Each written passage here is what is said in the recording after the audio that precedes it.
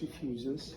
With a two fuse system, you have one for the magnetron and one for the display, or to kill the entire microwave. Take one fuse out.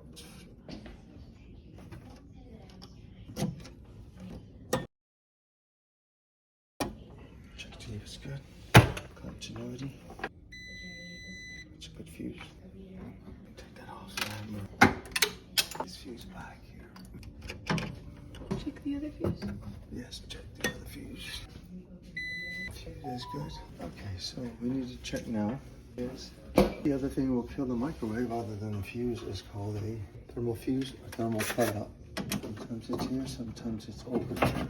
This one happens to be in here. Right there. If it overheats, that one will trip and no power will go to it. So let's go there. Lights out, undo one side. Just have a little latch. Push it in, undo it. There's a flame sensor, thermal cutout. If it gets too hot in the cavity, it will trip. So we have. You think there's a short in the wires? No, there might be a few other things to check. One was the magnetron overheats. There is a cutout as well in there. But that normally resets itself.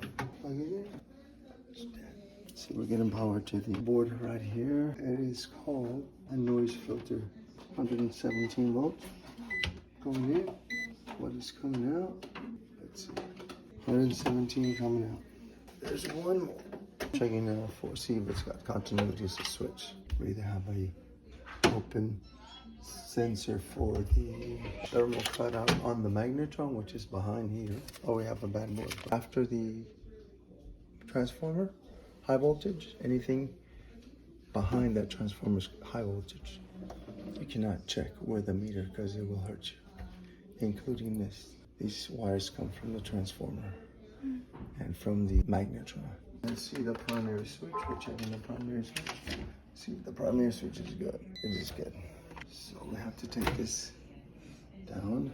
Let me check for voltage coming from to the display.